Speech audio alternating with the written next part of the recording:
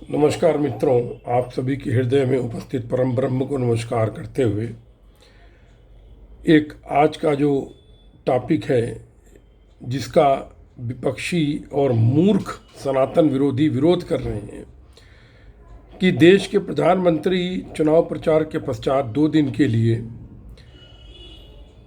कन्याकुमारी में विवेकानंद के जो स्तंभ बना हुआ वहाँ पर मेडिटेशन के लिए, ध्यान के लिए जा रहे हैं।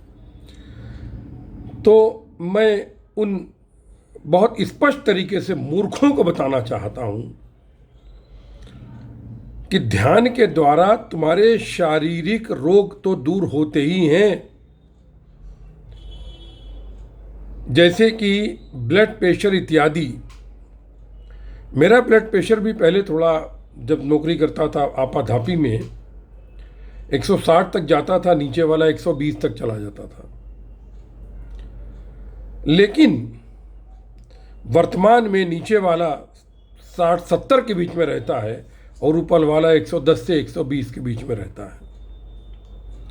ये सिर्फ मेडिटेशन के कारण हुआ है।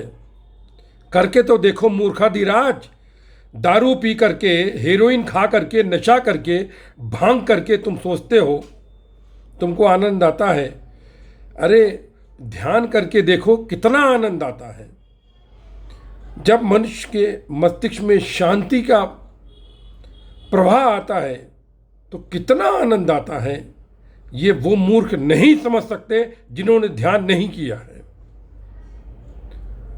इतना ही कहना चाहूँगा। और दूसरी बात, आध्यात्मिक रूप में ध्यान के द्वारा हमारी जो आध्यात्मिक ऊर्जा वाहिक जगत के प्रपंचों के कारण भटक जाती है, नष्ट होने लगती है, उस ऊर्जा को हम ग्रहण कर लेते हैं। हमारी आंतरिक ऊर्जा, आध्यात्मिक ऊर्जा बढ़ती है। इसके अतिरिक्त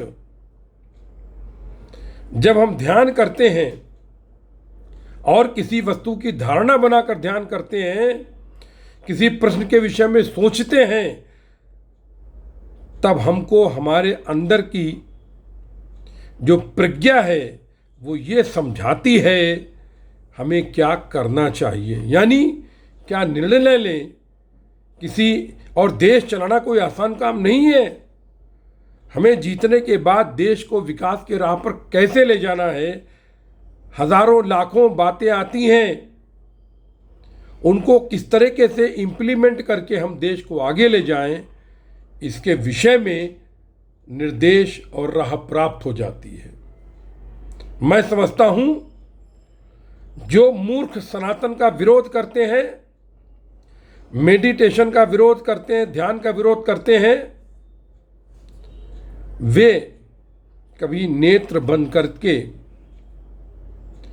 आनंद लेने का प्रयास करें, तब उनको मालूम पड़ेगा ध्यान में क्या शक्ति होती है। किसी ऊंट की तरह बलबलाए नहीं, क्योंकि जो शराबी कबाबी नशेड़ी है, मुजरा का डांस देखता है गठबंधन बनाकर, अश्लील वस्तुओं में आनंद के लिए नशा करता है, वो ध्यान की शक्ति को नहीं समझ सकता। बस यही कहना चाहूँगा। जय गुरुदेव, जय महाकाली। सर्वस्व ब्रह्म, सर्वत्र ब्रह्म। व्यस्त रहिए, मस्त रहिए, अस्त व्यस्त मत रहिए।